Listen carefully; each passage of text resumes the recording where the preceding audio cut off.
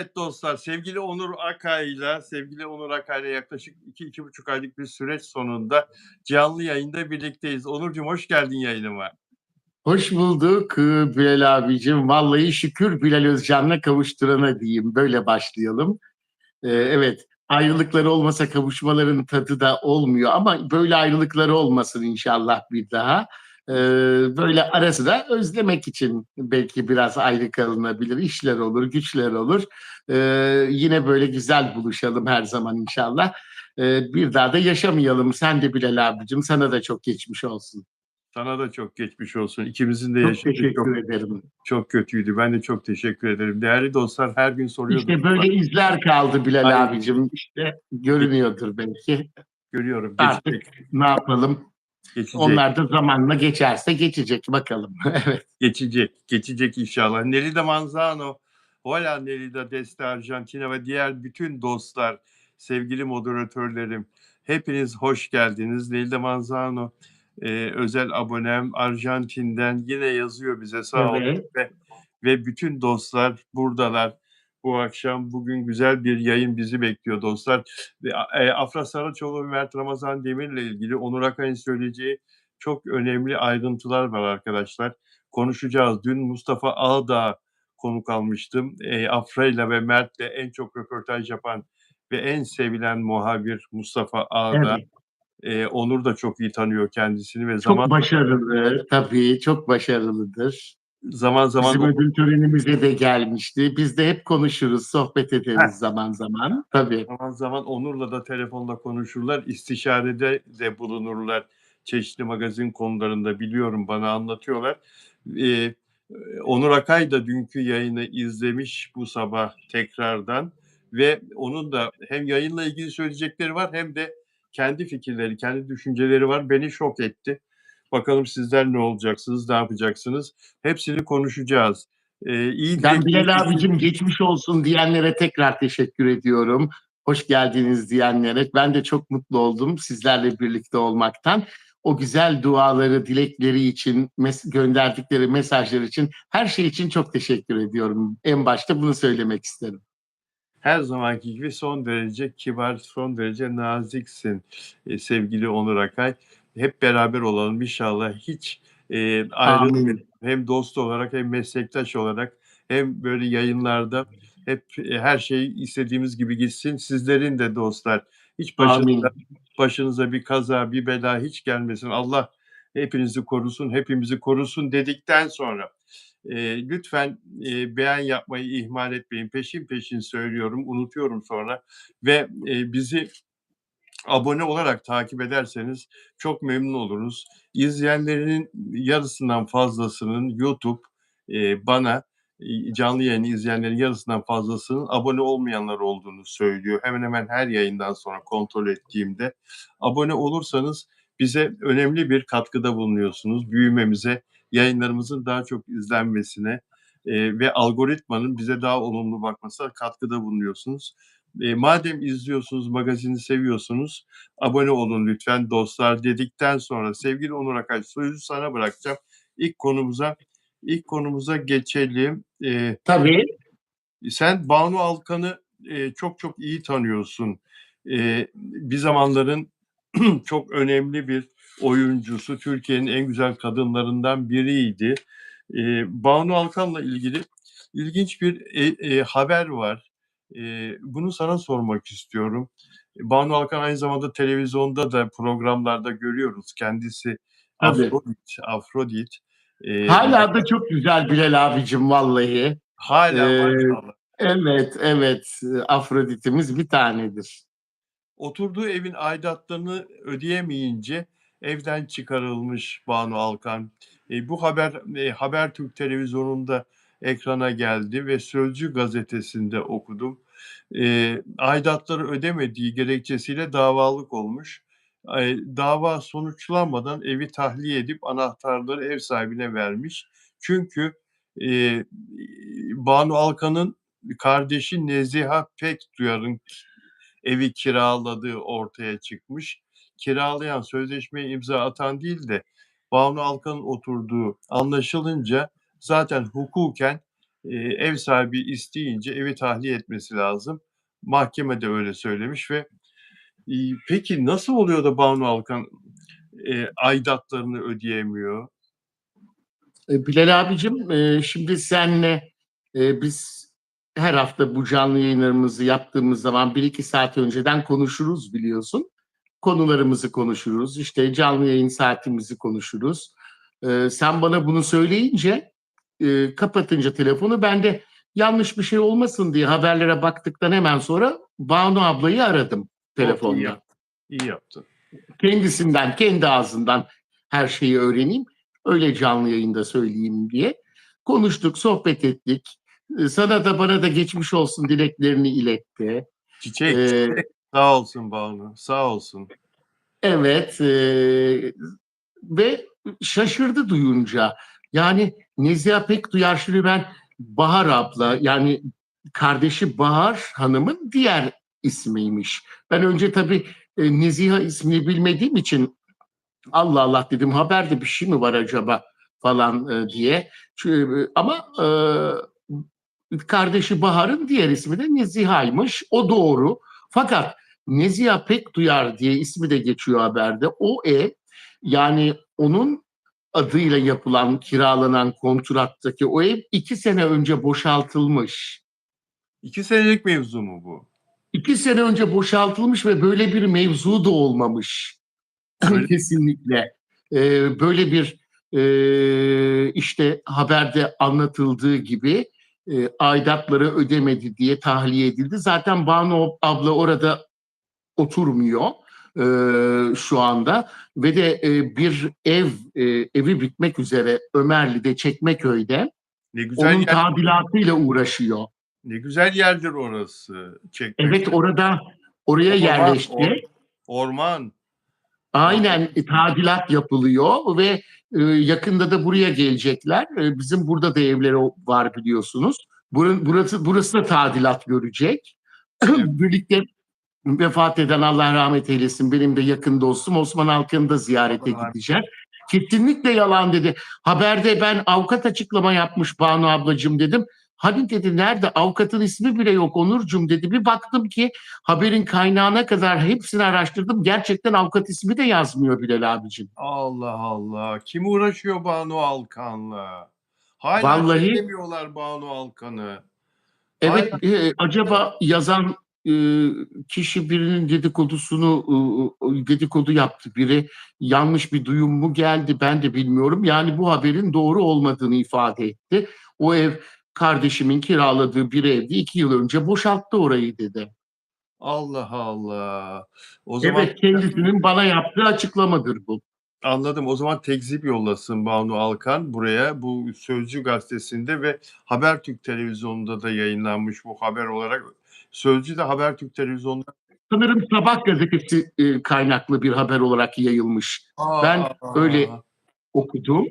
Ee, Herhalde yanlış bir duyum aldı belki gazeteci, ya da daha önce ki Banu ablaya böyle ara sıra yaparlar. Biri dedikodumu yaptı, bilmiyorum ki. Yapıyorlar ara sıra böyle şeyler ama 2 yıl önce boşaltılmış, böyle bir şey yokmuş yani. Doğru bir haber değil Onurcuğum dedi. Yazık ya. Kadıncağızdan ne istiyorlar ya?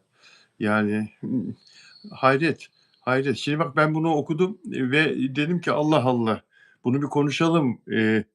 Yani ciddiye aldım ve konuştuk seninle. Kim bilir benim gibi kaç kişi okumuştur ve bu haberi doğru olarak, şey yapmıştır, Tabii. düşünmüştür, Yani Banu abla niye aidatlarını ödemesin? Onun geliri de var. Aynı zamanda şu anda tadilat yaptırıyor. E, Yani evlilik aşamasında e, bir düğün yapılacak sanırım.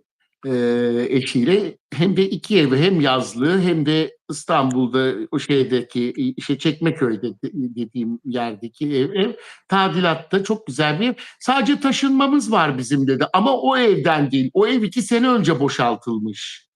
İyi ki gündeme getirdik bu konuyu. İyi ki konuştuk. Hiç değilse doğru olanı, öğrendik. Sen de iyi ki aradın kendisini.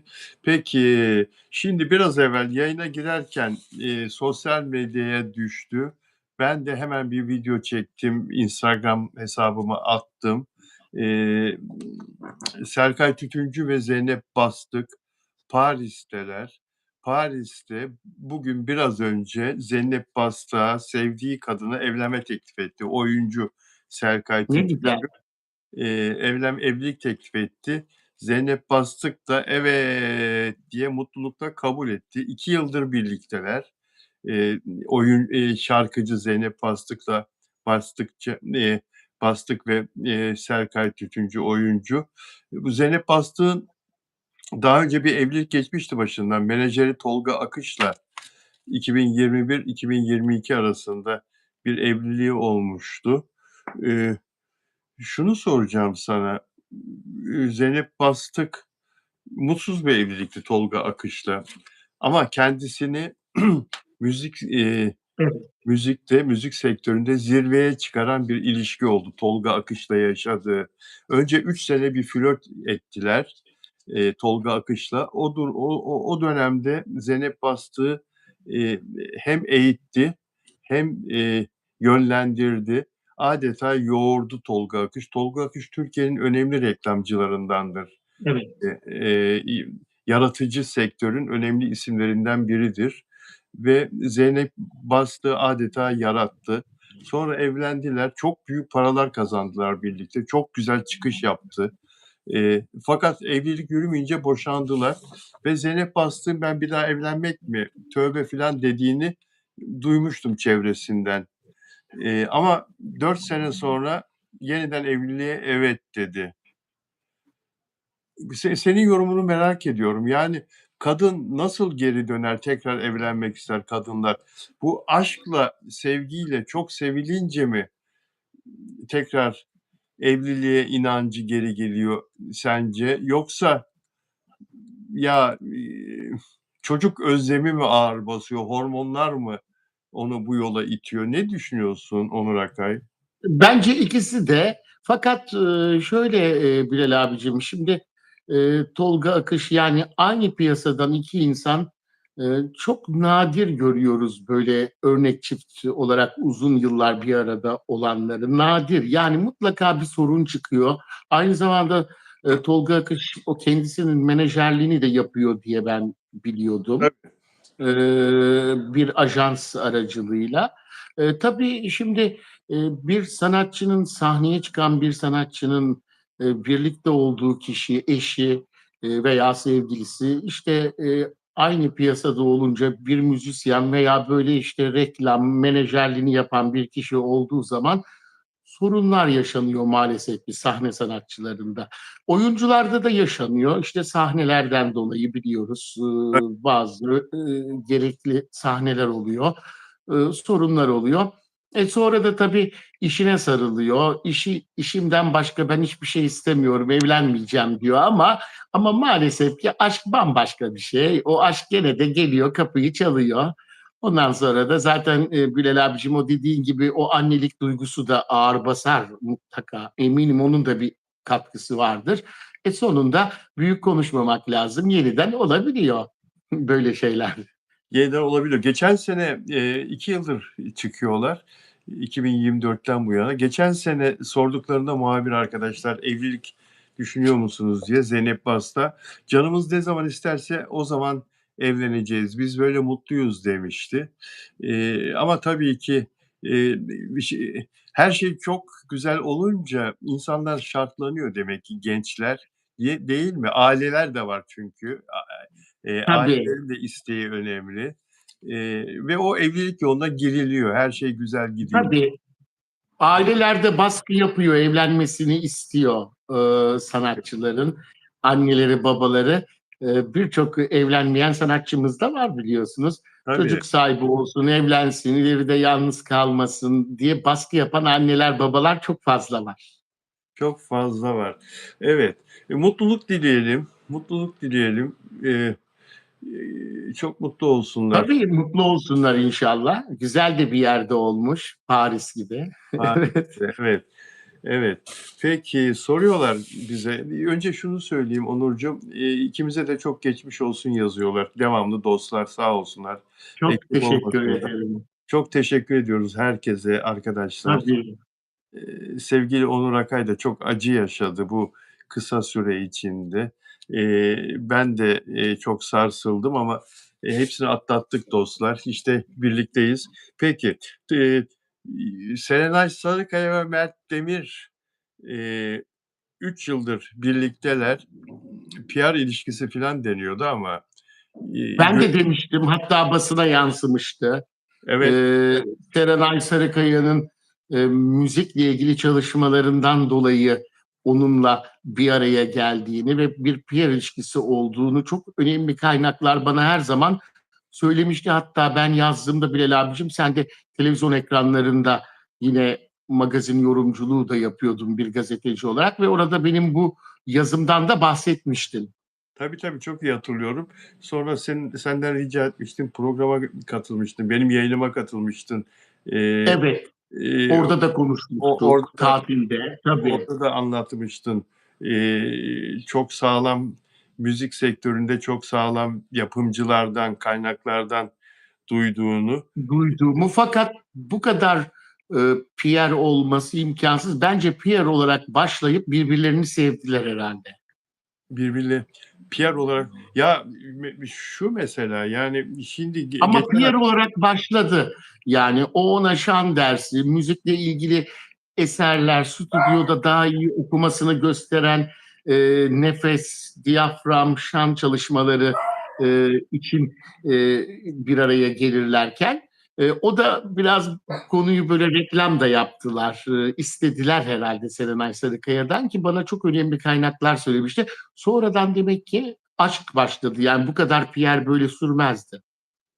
şan çalışması ses eğitimi değil mi? Ses Se eğitimi. sesin ağızdan çıkış şekli, yorumlanış şekli, yani Evet, nefes tekniği. nefes diyafram çalışması, onun diyaframın ne olduğunu söyle lütfen. Diyafram Diyafram da nefesimizi aldıktan sonra evet, diyaframa alırsak eğer, aldık. Evet, onu verirken ses tellerinin kapanmasını sağlar. Göğüse ses kaçarsa ses, iyi bir fonasyon, iyi bir ses çıkmaz. Ama diyaframa nefes alıp da diyaframın kaslarını da güçlendirir, çalıştırırsak yukarıya bir akordeon gibi verip sesi dışarıya harika bir şekilde verirsiniz. harika bir şekilde veririz. Al ver, al ver. Bunu çalıştırırken demek ki aç ağzını, nefes al, nefes ver derken Derken daha derken yakın. öptü herhalde Serenay'ı. Öptü, öptü, öptü, öptü. Öptü, öptü, öptü herhâlde, evet.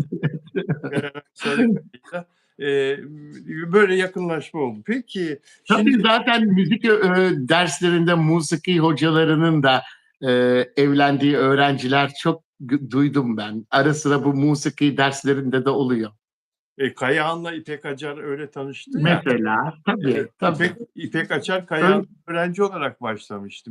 tabii tabii, evlenen Minicik bir var. kızdı. Minicik bir kızdı. 17 yaşında filan bir kızdı ilk tanıştıklarında. Aynen. 18 yaşında aşk başladı ve biliyorsun o günleri. Tabii Kayahan'ın tabii, doğum önce hocam sonra kocam diyen çok kişi tanıyorum. ve, Allah sağlık versin, Özdemir Erdoğan'ın ne güzel şarkısıdır o, keman öğretmeni. Değil mi? Ne Evet. güzel şarkısıdır o. Bir müzik öğretmeniyle öğrencisi arasındaki aşkı anlatır. Evet. Yayından sonra Tabii. gençler bilmeyebilir. Yayından sonra Spotify'dan mutlaka izleyin arkadaşlar, dinleyin. Galiba, aranjman diyenler de var ama, araştırmadım. Müthiş bir beste, müthiş bir aşk şarkısı. Tavsiye ederim. Bilal abicim, diyaframı böyle gösterebilmek için ver elini diyorsun. Şuraya koyduruyorsun öğrencine. Ha ha ha, diyaframı hissetsin diye elini tutuyorsun. Yakınlaşma oluyor derken herhalde aşk başlıyor, ne bileyim. Doğru, Ben, doğru, doğru söylüyorsun. şarkılar da zaten duygulu, biliyorsun. Şarkılar da insanı etkiliyor. Bir başka bir romantizm oluyor. Derken bir elektrikler, herhalde kıvılcımlar yanıyor. Evet. Doğru söylüyorsun. Şimdi, 3 senedir birlikteler. 3 sene sonra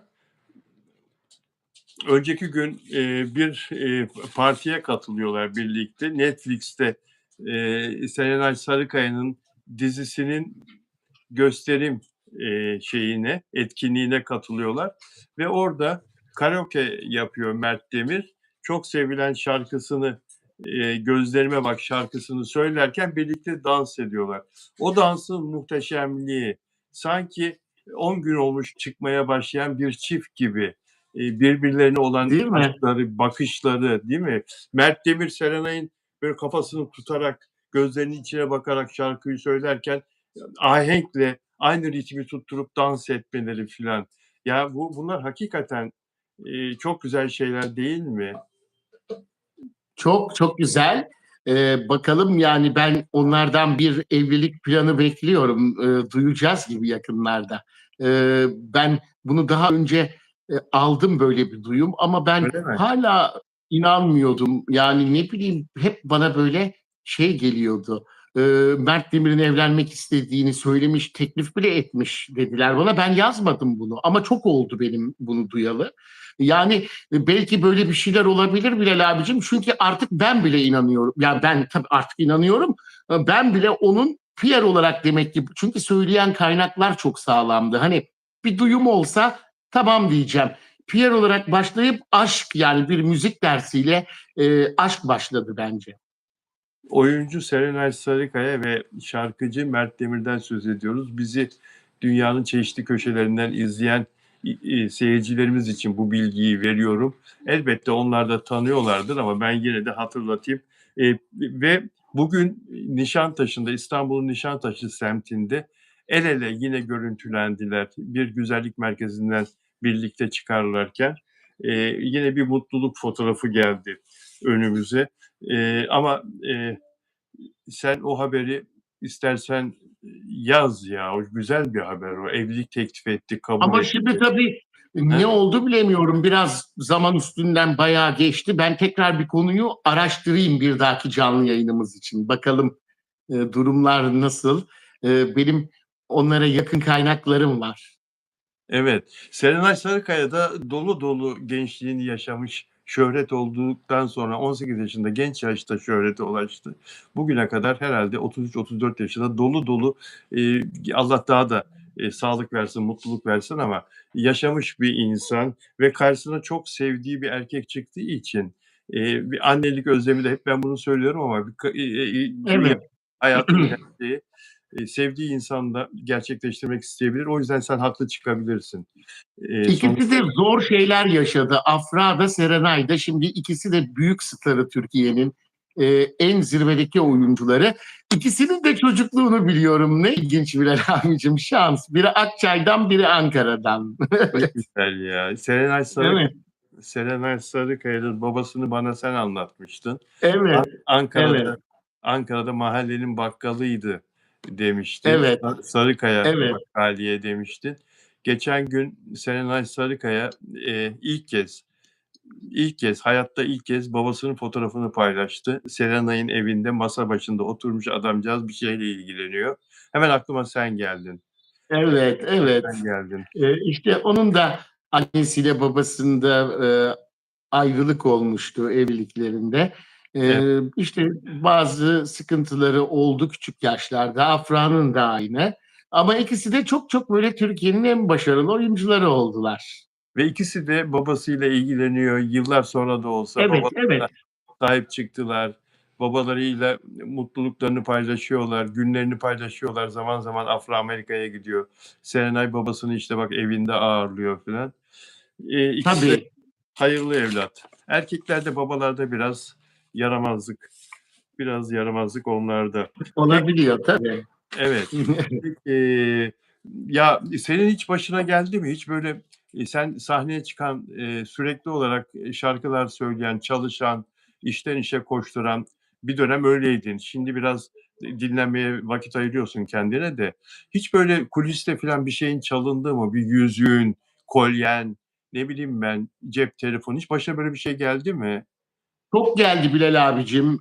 Çok sayıda yüzüğüm, yani Yapma ya. ondan fazladır rahat. Yüzükler çalınmıştır. Sahnede Yapma bile ya. çekiyorlardı. Sahnede Ne? çekerlerdi. Ne? Tabii tabii. Çekiyorlar. Yani Kim tabii çekiyor? böyle elinden çekiyor sahnede. Ne yapacaksın, şarkıyı da bırakıp yüzüğü mü var? Kim çekiyor? diyor. Kim? Kim çıktı? Kadınlar çekebiliyor. Kadınlar mı? Yani elini tutuyor, çekiyor yani. O Sadece taciz etme var. Eskiden tacize bile uğruyorduk. Ama yüzük çekme çok vardı Bilal abi. Onun için zaten mesela Bülent Hanım da aldığı bütün yüzüklerinin gerçeklerinin bir de özel imitasyonunu sahne için yaptırırdı. Yaptırır mesela. Birçok sanatçı da yaptırır. Yani televizyonda aslını takar, canlı yayında böyle önemli bir programda gerçek olanını, ona çok yakın imitasyonunu da sahnede takarsın. Çünkü sahnede çekiyorlar, kuliste kaybolabiliyor. Her şey oluyordu. Yani oluyordu kuliste çok fazla sayıda hem. Öyle mi? Hırsızlık oluyordu. Şimdi Harry Potter dizisi çekiliyor. O sinema ve kitabı dünya rekorları kırdıktan sonra İngilizler biz bunu niye dizi olarak çekmeyelim demişler. HBO dijital platformunda yayınlanacak ve sette hırsızlıklar yaşanıyor. Harry Potter dizisinin kostümleri falan çok özel biliyorsun. O kostümleri Tabii. çalıyorlarmış. Büyü objelerini çalıyorlarmış. Aksesuarları çalıyorlarmış ve bunların hepsi özel yapım olduğu için ya yapım şirketi de ne yapalım diye İngiltere'nin en önemli güvenlik şirketlerinden birine danışmış. Bizim böyle bir problemimiz var. Hırsız da bu ekipten biri ama baş edemiyoruz yani ne yapalım diye. Onlar da düşünmüşler, taşımışlar, bir akıl vermişler. Demişler ki mikroçip yerleştirin. Bütün aksesuarlara, kostümlere, her şeye mikroçip yerleştirin. Gerekirse hani bir çalıntı olursa nereye gitti, kim aldı, nereye götürdü takiple onu ortaya çıkarırız diye. Şimdi bütün hırsızlıklar duymuş. Bir de durmuş. Bir de şeye asmışlar. Setin belli yerlerine yazı asılmış. Her şeyde mikroçip vardır. Ondan sonra güvenlik için, güvenliğimiz için diye. Hırsızlıklar durmuş. Korkmuşlar. Yapan kişi korkmuş demek ki. Ne kadar enteresan değil mi? Ya Şimdi bunları hasta da olabilir. Ben öyle de rastladım. öyle mi? Yani bir vokalistim. Şimdi tabii isim de vermeyeceğim. O da tanındı. Evet. Şey vardı. Ne hastalığı deniyordu Bilal abicim ona? Kleptoman, Kriptomani mi deniyordu? evet evet kriptomani. Evet. İşte yani isteyerek değil. E, öyle alıyordu o rahatsızlıktan dolayı. Hatta bir yakını bana söyledi de sonradan bana getirdiler bile bir kere aldığı şeyi. Aa, bu ünlü mü Evet. oldu şimdi? Bunu yapan kişi şu anda ünlü mü oldu? Tanınıyor. Vokal Evet, uzun zamandır yok ama biliniyor. Evet. Vokal biliniyor. yapardı eskiden. Evet. Ama böyle bir rahatsızlığı vardı. Kulisten Evet. mi çalıyordu? Ne yapıyor? Kulisten mi çalıyor? Para mı Tabii. çalıyordu? Tabii. Yani Evet, kulisten kötü ya. bazı Kötü ya. şeyler. Tabii. O Kötü ya. da ama onunki böyle hırsızlık değil de öyle işte rahatsızlıktan oluyormuş. Sonra ben öyle öğrenmiştim. Allah Allah. Bu Harry Potter'ın bu aksesuarlarını, kostümleri falan çalanlar da herhalde bu dizi yayınlandıktan sonra tabii değeri tekrar ortaya Satacaktır. çıkacak. Satılacaktır değil mi? Tabii Satacaklar. onların değeri var. Böyle bir önemli fırtınalar koparmış kitaplarıyla, filmleriyle. Evet. Tabii onun aksesuarlarını da alacak çok kişi vardır. Çok para verir herhalde o filmde kullanıldı diye, dizide kullanıldı diye. Ama tabii set güvenliği ve ekipman maliyetleri açısından Türkiye'de biraz bu sistemi yapmaları kolay değil Bilal abicim. Zaten maliyetten dolayı diziler zor durumda. Bir de böyle bir maliyet, böyle bir güvenlik sistemi olsa çok iyi ama zor. Yani artık karavanlar e, herkes yardımcısı oluyor, kilitleniyor kapılar. Pek olmuyor eskisi gibi. Kulisler tek. Eskiden kulisler aynı yerde olabiliyordu sanatçılar. İşte ne bileyim vokalistler. Hiç değilse e, sazları ayrı, vokaller yanında olabiliyordu. Ne bileyim biraz daha böyle imkanlar daha başkaydı 90'larda. Şimdi herkes karavanında, herkese özel set var. Set diyorum kulis var. Onun için sahne olsun, dizi çekimleri, film çekimleri olsun pek böyle şeyler yaşanmıyor ama set içindeki tabii bu dekorların çalınması ayrı bir şey. Şimdi Onlara evet. Şimdi karavanların güvenliği de var. Çünkü karavan var. sayısı çok olduğu için uçsuz bucaksız yerleşim olduğu için gece mesela yine aydınlatıyorlar. Karavanların etrafını da ışıklarla aydınlatıyorlar ama yine her ihtimale karşı camını kırıp girer ve kapısına bir şey yapıp girer filan diye. Bu kadar güvenlikli şu anda. Mikroçip diyorsun, masraflı olduğu için bize olmaz, değil mi? Çok artı büyük bir masraf olur. Değil mi? Tabii Onu tabii yani bayağı bir masraf olur ama yine de çok önemli film çekimlerinde, dizilerde olmaz sanmıyorum da film çekimlerinde belki kullanılabilir, kullanılsa iyi olabilir. Çünkü bizde de bazı artık yüksek bütçeli setler kuruyorlar. Film Türk sineması da ilerledi Bilal abicim. çok, çok. Değerli Bayağı böyle dostlar, diziler olsun. evet, pardon, devam et lütfen. Bitti, Tabii tabii tamamlayalım. kuruyorlar yani o korumaları gereken orada şeyler olabilir. Lüks evlerde çekiyorlar. Orada ne bileyim o öyle görüldüğü gibi iki kişi değil ki 20-30 kişi giriyor. Işıkçısından, makyözünden pudrayı gelip yüzünü şey yapıyor. İçerisi e, birçok insanla dolu yani. Sanki hani orada iki kişi konuşuyor ama etraf nasıl o çekim yapılana kadar? O evi de kiraya veriyor bir kişi. O evin içinde çok değerli eşyalar olabilir. Her şey Tabii, tabii. olabilir yani. Evet. Peki dostlar, eee, Onur Akkay'la Afra Saraçoğlu ve Mert Ramazan'la ilgili gelişmeleri de konuşacağız. Delikanlı dizisi yayından kaldırıldı. 2 bölüm sonra tamamen bitiyor. Onu da konuşacağız. Afra Saraçoğlu ile ilgili bu yeni arkadaş iddiasını kendisi daha evvel cevaplandırmıştı kendi yazdığı yazıda ama yine konuşacağız. Ve dün Mustafa Ağdağ'ın söylediği "Afram ne yazık ki bitti ama birbirlerine saygı, sevgi ve özlemleri devam ediyor." sorusunu soracağım ve Onur Akay'a ve şimdi size bir yorumu okumak istiyorum. Ondan sonra diğer bir iki konuyu konuşup tekrar geri döneceğiz Afram'a. Yayın saatimizin tamamlanmasına daha var. Var. Buradayız daha. Lütfen beğen yapın. Abone olarak izlerseniz de bizi mutlu edersiniz arkadaşlar. Ve katıl butonuna basarak da katkıda bulunursanız yine daha çok bizi sevindirirsiniz. Peki ben dün Lunha 7 isimli YouTube izleyicimin yorumunu okumak istiyorum. Evet. Tabii. Hangi ülkeden olduğunu şu anda hatırlamıyorum. Çevirisini okuyorum yazdığının. Afra sadece katılır mısınız, katılmaz mısınız? Afra sadece onu seven ve saygı duyan, gelecekteki çocuklarına babasızlığın getirdiği acıyı yaşatmayacak bir adamla mutlu olmak istiyor.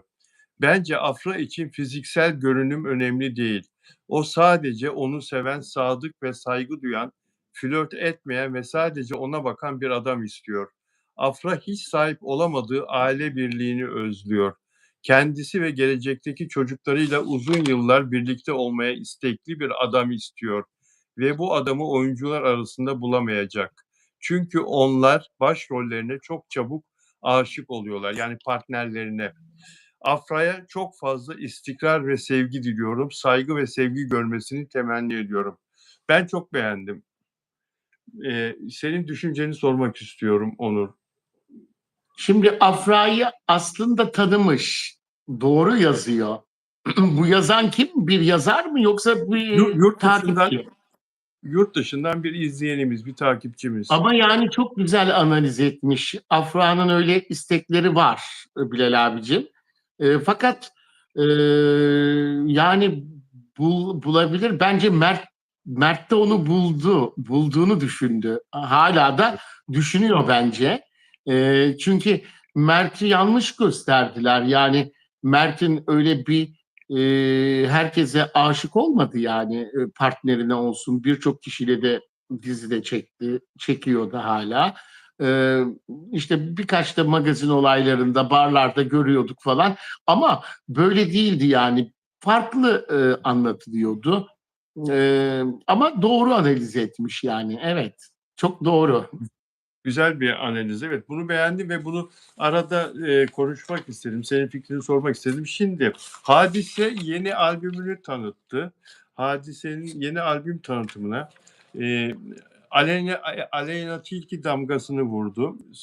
Söyleyeceğim, o davete bir davet verdi. O davete Aleyna Tilki'den başka Yıldız Tilbe, Eda Ece, Murat Boz ve Kerem Bürsin katıldı. Kerem Bürsin de biliyorsun, yurt dışında tanıtımlar yapıyorlar. İşte Venedik Film Festivali'nde ve başka Milano'da, Milano Moda Haftası'nda birlikte yine bir firmadan işbirliği alıp, para alıp gidip orada kostümlerini giydiler kadın ve erkek. Hadise Aleyna Tilki'den bir şarkı aldı ve bu şarkıyı albümün birinci şarkısı yaptı. Eee, ismi Ne Yazar? Şarkının ismi Ne Yazar? Bu beni anlatan bir şarkı. Çok beğendim dedi. Aleyna Tilki besteci olarak parlıyor, daha da parlayacak dedi. Güçlü ama kırgın bir kadın anlatımı. İlişkide yıpranan tarafın iç konuşması adeta bu şarkının sözleri. Ben şarkıyı dinledim. Bana çok fazla geçmedi. Bilmiyorum, sen dinleyebildin mi ama, Ben eee, dinleyemedim ama arabesk tarzı bir şey mi acaba? Arabeski sever Aleyna.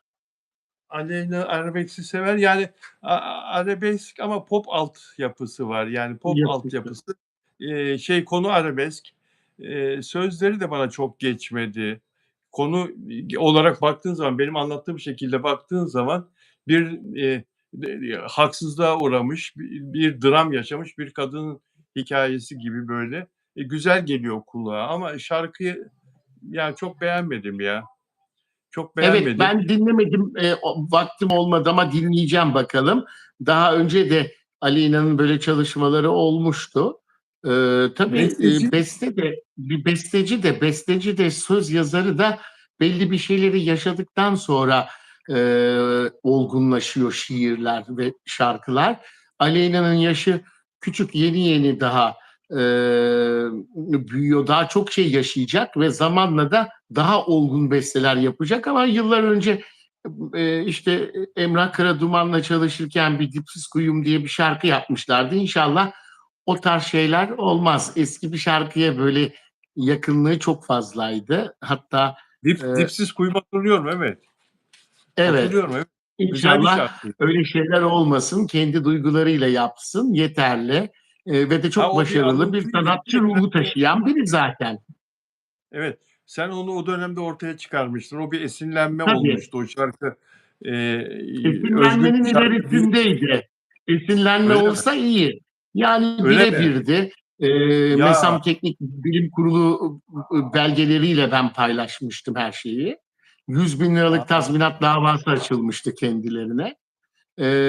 Diğer şarkının bestekarı tarafından ama yani başarılı olacak.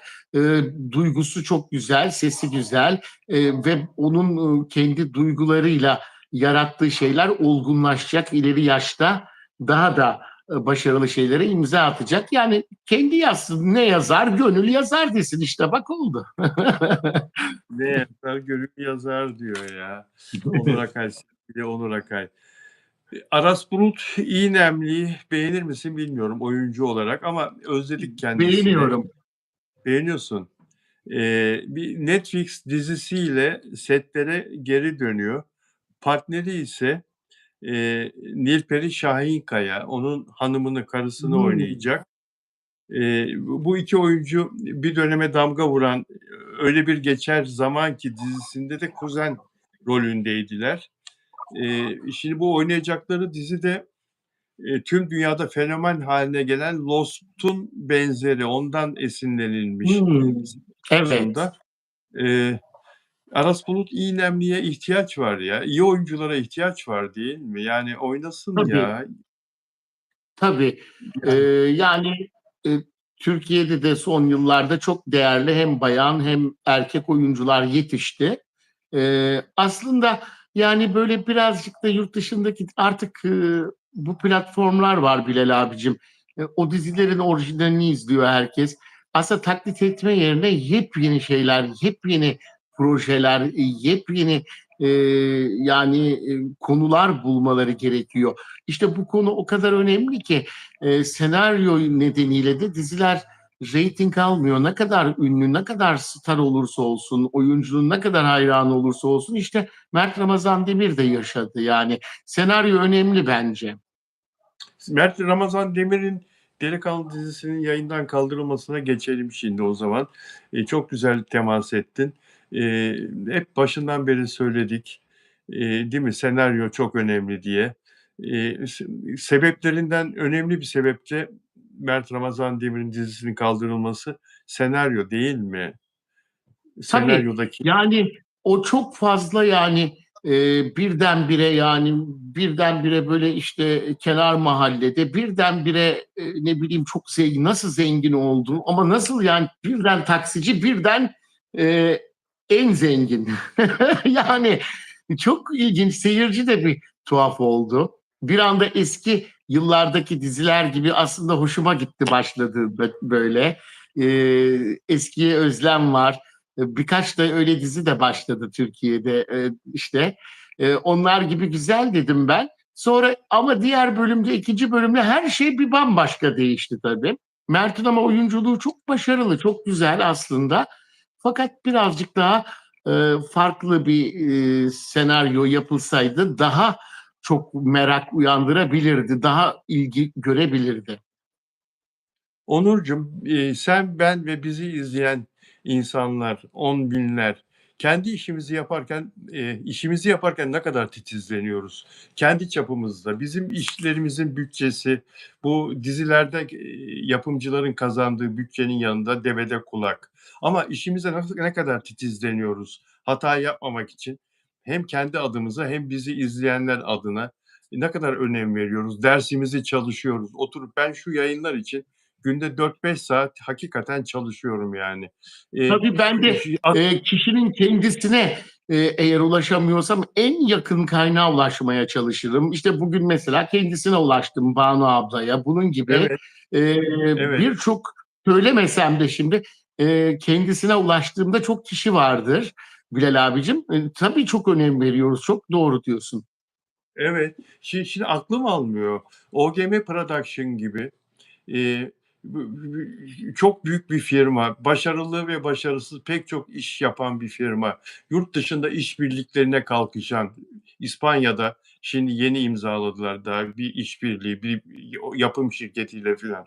Şimdi OGM, Mert Ramazan Demir gibi, eee, zirveye çıkmış ve diğer oyuncular bu dizide oynayan, ya ne hakkınız var bu çocukları böyle toplum karşısında küçük düşürmeye? Ne hakkınız var? Yani o çekeceğiniz dizinin senaryosunu, hikayesini, senaryosunu daha olgunlaştırmamışsınız. Dört dörtlük hale getirmemişsiniz, çalışmamışsınız. Üstünkörü bir senaryo yazdırıyorsunuz. Belki hikayenin kendisi de sizdeki üstünkörü, daha tamamını göremedik, bilmiyoruz. Ne hakkınız var ya? Nasıl böyle eğri büğrü bir iş yaparsınız ya? Hayretler Çok içindeyim. Yani acele, şimdi bakınca, çok acele şimdi edildi Bilal abicim. Aslında şimdi siz bakınca hatırlarsanız çok acele şimdi edildi sizin dediğiniz gibi. evet, Hatırlarsanız Afra Saraçoğlu ne demişti? Ben bu sezon çalışmayacağım demişti. tabii. Şimdi bakınca iyi ki bitmiş, iyi ki yayından kaldırıldı Mert Ramazan Demir adına. Çok iyi oldu. Hakikaten, çünkü 3 reyting, 3 reyting, 3 reyting devam edecekti. Çocuğun mahcubiyeti devam edecekti, sürüp gidecekti. Anlatabiliyor muyum? Ha bu hafta düzelir, ha şimdi düzelir. O bir böyle bir gerginlik, stres. Saat 10 olsun da salı sabahı saat 10 olsun da reyting gelsin. Kaç almışız acaba? Vah, yine 3 almışız. Belki de daha da aşağı düşecekti filan. Mert Ramazan için iyi oldu, kurtuldu ya. Kurtuldu. Yani bunları söylemek istediğim ya. Yani oyuncular kast uyumsuz. O kadını çekiyorlar. Melis Hanım mıydı? Başrol Melis Sezen. O kadıncağızı çekiyorlar. Hangi objektifle çekiyorlar? Balık gözü gibi bir objektifle kadının suratına gülüyorlar. O kocaman oluyor gözleri. Gözleri akıyor ya, yaş akıyor ya. Makyajı da akmış, böyle siyah siyah makyaj da akmış. O kadını nasıl şişman gösteriyorlar, nasıl çirkin gösteriyorlar. Bu nasıl bir, ya bu yapımcı Oraya imza atan o psikiyatrist kadın, profesör doktor, bu dizi benim demesini biliyorsun. Bir parça anlıyorsan sektörden, dizi sektöründen, sinema sektöründen Gülseren Hanım bir parça, minnacık bir parça anlıyorsan o diziyi o şekilde ekrana getirtmezsin. O senaryonun Tabii, hâli ne ya? O senaryonun belli işi bilmeyen bir insanın elinden çıktığı, o hikâyenin, o senaryonun. Yani tabii, büyük tabii rezalet. Bilal abicim. Yani bak bu sezon bu kadar süreceğini bile düşünmüyordum. Kızılcık Şerbeti'nin senaristi gene başardı. Vallahi gene sezonu bitirdi. Kaçıncı yılında? Tabii, Değil 5 mi? olacak şimdi. Kaç Tabii oyuncu Faruk Bey değişti, neler oldu neler. Gene de sürdürebildi. Demek ki senaryo çok önemli. Ve çok. dediğin gibi aceleye de getirmemeleri lazım. Zaten Yalı Çapkını gibi çok özel bir yapımdan çıktılar. İkisi büyük bir aşk yaşadıkları için de farklı bir seven kitlesine ulaştı. Onları ayrı ayrı görmek de sorun yarattı bence. İki gruba ayrıldı insanlar. İkisini önce bir filmde oynatmaları gerekirdi bence, bir sinema filminde. Ondan sonra yavaş yavaş belli bir süre sonra ayrı dizilerde oynasalardı, ama şöyle kısa bir ara verilmeliydi bence gibi geliyor bana.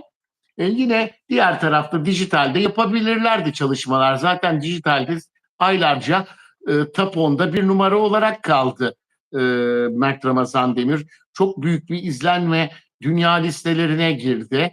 E, Bunun Mert Ramazan Demir'le hiçbir ilgisi yok yani, bu başarısızlığın. Hiç, hiç bir ilgisi yok. Mert Ramazan ne yapsın yani? Ama şöyle bir şey Önündeki var. senaryo Sinema filmi yaz ayında çekme ihtimalleri çok yüksek. Afra ile Mert bir sinema projesinde bir araya gelecekler. Benim duyumlarım var. Bakalım şimdi dizileri bittikten sonra Afra'nın dizisi sezon finali yapılacak. Fakat bir dahaki seneki duruma bakacaklar. Onunki de öyle hani çok aman aman gitmese de yine de iyi gidiyor. iyi gidiyor. O ikinci sezon olur orada. Olur, olacak O zaten. totalde Evet, evet. sezon finali Totalde sonrasında Mert Ramazan Demir'le film projesi gündeme gelebilir. evet. Senaryo okumaları yapılabilir. Belki yaz ayında çekim bile olma ihtimali olabilir. Ee, Dün de programınıza geldi değerli magazin muhabiri, değerli gazeteci Mustafa Ağda. Mustafa Aslında çok güzel şeyler söyledi. Yani onları bir evet. arada göreceğiz dedi. İşte şimdi Mert'in dizi de bitti ya. Bence yakalanacaklar. Yakalanacaklar diyorsun. Şimdi sana geleceğim tekrar. Mustafa Ağdağ dedin. Mustafa Ağdağ, Mert Ramazan Demir ve Afra Saraçoğlu'yla en çok röportaj yapan, Evet, onların adeta arkadaşı haline gelen, e, tabii, sevdiğimiz, saydığımız, milyonların tanıdığı bir magazin muhabiri ve dün yayınıma katıldı. Söylediklerini satır başı olarak kısaca hemen tabii. söyleyeceğim Mustafa'nın söylediklerini. Afra ve Mert'in birbirlerine çok saygılı olduklarını, e, karşılaştıklarında birbirlerini selamladıklarını söyledi mi bunu ya? Not almışım buraya ama hala birbirlerini özlediklerini hissettiğini, kendisinin Söyledi, hissettiğini. söyledi. Şu Ben de an izledim programı bu sabah. evet, şu anda romantik bir ilişki içinde olmadıkları için çok yakında barışmalarını ummadığını söyledi. Ancak onlarla konuşurken ayrı ayrı ikisinin de birbirlerini özlediklerini gördüğünü ve birbirleriyle konuşmayı kesmediklerini yani Mustafa Ağa'dan söylediklerini mesela Afra Mert'le ilgili Mustafa'nın söylediklerini can kulağıyla dinlediğini, Mert'in de Afra'yla ilgili Mustafa'nın söylediklerini dinlediğini, birbirlerini çok incittikleri için çok yakında barışmalarını ummadığını ancak belki bir gün onları tekrar yan yana görebileceğimizi söyledi. Bakayım başka ne söylemiş. Poyraz hakkında ise bu Poyraz Yosmaoğlu isimli delikanlı hakkında ise onunla Afra arasında kesinlikle hiçbir şey olmadığını, bunu pek çok kaynaktan doğrulattığını ve çok emin olduğunu ancak gelecekle ilgili bir şey söyleyemeyeceğini, şu an için ikisi arasında kesinlikle hiçbir aşk olmadığını, kimsenin onları birlikte görmediğini, Kopenhag'da bir grup arkadaşlarıyla birlikte olduklarını, asla yalnız olmadıklarını söyledi. Evet. Şimdi, sana önce şunu sorayım. Sen, her zaman Afra'nın hâlâ birlikte olduğunu savunan bir, sanatçısın, bir Evet. insansın ve Afra ile Mert'i de çok iyi tanıyorsun. Şimdi, Mustafa Ağdağ da onlarla çok röportaj yapan bir insan. Onları çok yakından gören, defalarca bir insan, konuşan. Mustafa diyor ki onlar birbirlerinden ayrılar ama sen Afra'mız devam ettiğini söylüyorsun. Ne diyorsun? Şimdi Bilal abicim, Aynı fikirde. şuradan başlayayım önce.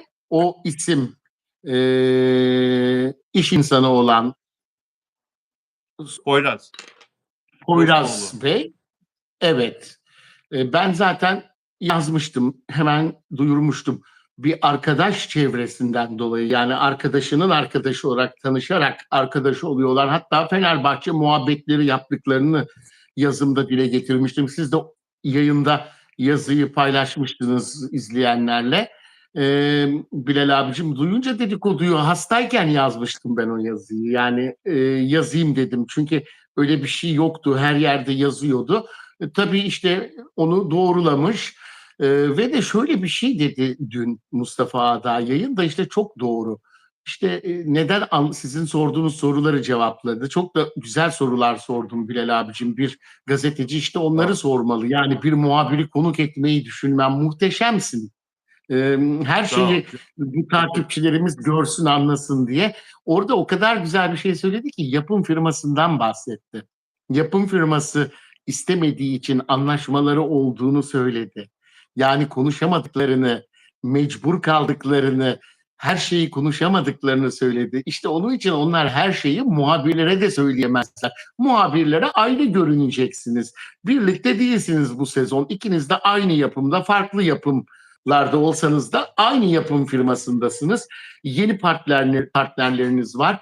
İnandırıcılık gidiyor.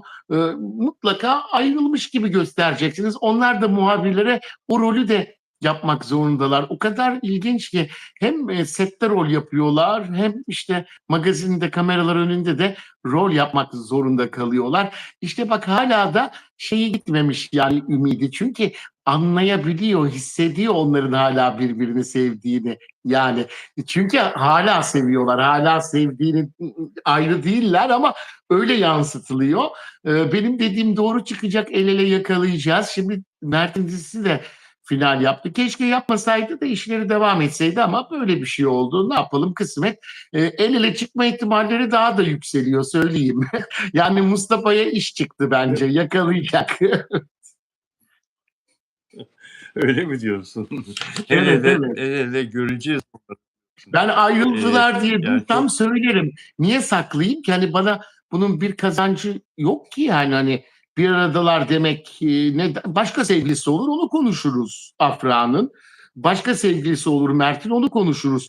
Ama işte gerçeklerde yok, bir Okan Buruk ismi çıktı. Sonra yine bu isim çıktı.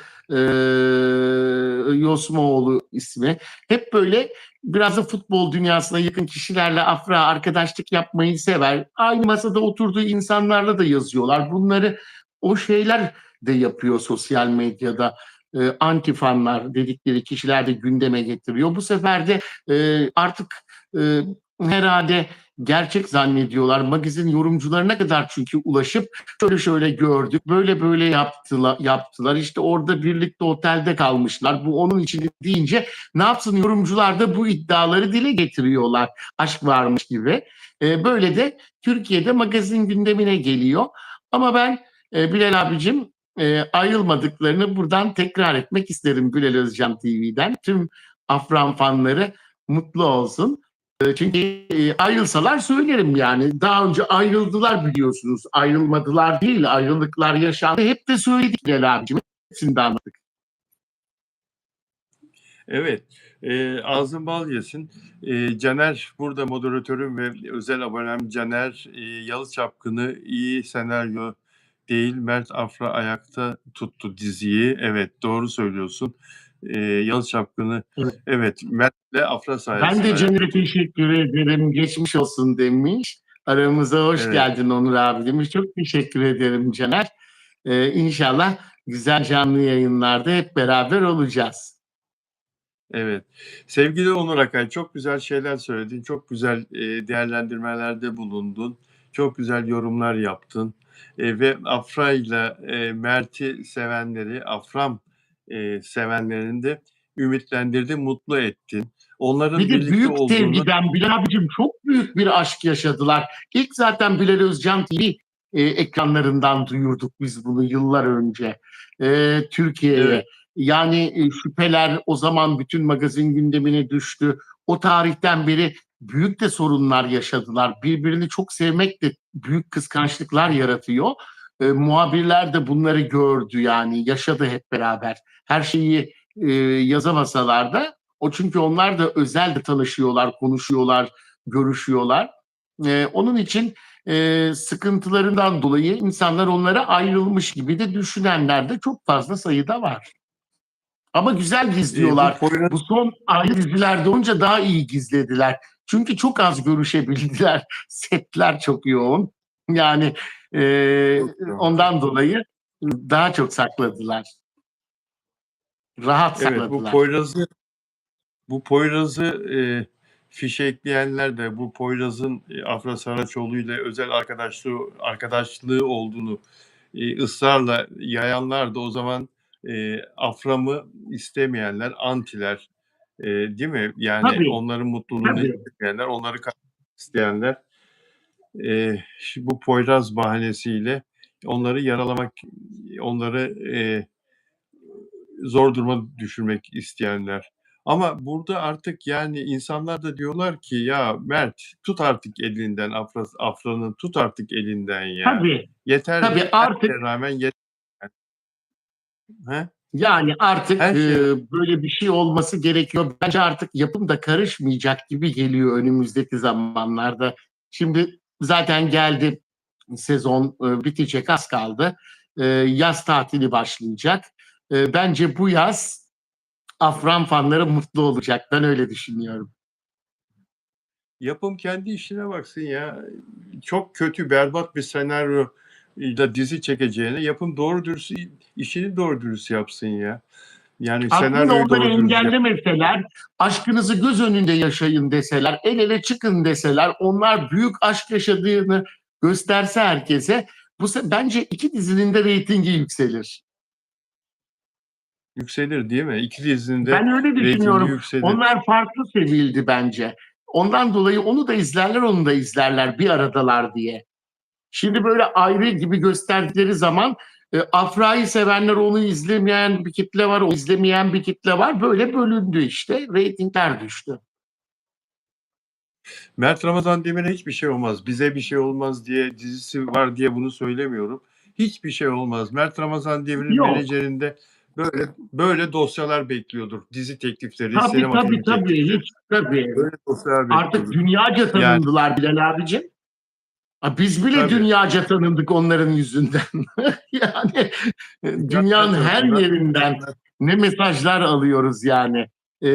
Onunla Evet, ilgili iki ünlü isimle ilgili magazin konuşmaları, yorumları yaptığımız için. Tabii Türkiye için gurur verici bir şey. İkisi de birbirinden değerli. Zaten Mustafa da söyledi ne kadar iyi bir ruha sahip oldukları, nasıl bir insan olduklarını anlattı. Ben de hep anlatırdım size yayınlarda. İkisi de birbirinden anlatırdım. değerli. Zaten yansıyor insanlara ama şimdi Mustafa daha iyi tanıdığı için biliyor. Diğerleri gibi egoları yok. Hep söylerdim ya ben de Bilal abicim egoları Hep olmadığını. söylerdin. Hep söylerdin. Evet, hep söylerdin. Evet. Eee, Çok doğru belli anlatmış ediyorlar. yani. Evet, Mustafa da onları iyi Ben tanıdığı de için pazartesi günü sen de Ankara'ya gidiyorum. Havaalanında Mustafa'yı görürsem gideyim bir öpeyim. canım benim. Ankara'da ne var? Ankara'da ne var? Ödül mü alacaksın? Ne yapacaksın? Ha, jüri, Ankara'da jüri, jüri. Ankara'da Ses Dergisi'nin jüri üyesiyim. Çok değerli Jüri. bir jüri var. TRT Ankara Radyosu'nun değerli şefleri, sanatçıları. İşte Serap Turgut Ses Dergisi'nin imtiyaz sahibi. Annesi babası tarafından kurulan Ses Dergisi'ni bilirsiniz. Çok eskinin en büyük magazin dergisinin 70. yılı nedeniyle ses yarışması var. Katılanlar arasında ilk eleme yapılacak. Ben de jüriyim. İşte aralarından güzel sesleri seçeceğiz. Hepsi de güzeldir. Elemek de çok zor. İnşallah en başarılı olanlarını seçeceğiz diyelim. İnşallah, inşallah canım. Sana da başarılar, iyi yolculuklar dileyim şimdiden. Çok teşekkür ediyorum. Yayınıma renk kattın. Çok Ben sağ ol, teşekkür eksik ediyorum. olma. Bizi de izliyorlardı sanırım bugün. Serap Turgut'la Gülderen Filiz, Ankara'nın değerli gazetecileri. Buradan onlara da selam olsun ve bizi izleyen herkese de tekrar teşekkürler. Geçmiş olsun mesajları için. Hepsini konuşurken okuyamadım ama burası akmıyor Bilal abicim. Bütün mesajlara sonsuz teşekkür ediyorum. Herkese Evet, sevgiler gönderiyorum. Mutlu pazarlar diliyorum. Yarın Anneler Günü. Bütün annelerimizin annelerinin anneler günü kutlu olsun. Ellerinden öpüyorum tüm annelerin. Ben de annem Gülten Gürses Akay'ın anneler gününü kutluyorum. Ellerinden öpüyorum. Bilal ne abicim. güzel, Şebnem ablamın da ne güzel. anneler günü kutlu olsun. Çok, Ee, evet çok Bilal abicim. sağ İşte babalar gününde de senle benim babalar günümüzü Tarçın'la Leo kutlar artık. Ne yapalım? Doğru söylüyorsun. Doğru söylüyorsun. Tarçın'ın ismini duydum, hemen geldi. Tarçın, Geldi mi Onur abi seni Tarçın? çağırdı. Hemen geldi, hemen geldi. Hemen Değil geldi, mi? gelmek istiyor. Yukarı çıktı. Ah benim bebeğim ne tatlı. Şuna bak şuna. Ay ay Hemen ay geldi. yanağından öpmek geliyor Hemen içimden geldi. insanın. Bak öptü Hemen Bilal abi. geldi. Tarçın, cici bebek. Tarçın, çok Leo da teşekkürler beni Onurcuğum. bekliyor aşağıda. Çok teşekkür ediyorum tekrar herkese. Sağ ol. Görüşmek dileğiyle Sağ ol. inşallah bir başka yayında. İnşallah. Dostlar, sevgili Onur Akay'la yaptığımız yayın burada sona erdi. Katıldığınız için, bizi izlediğiniz için çok teşekkür ederiz hepinize.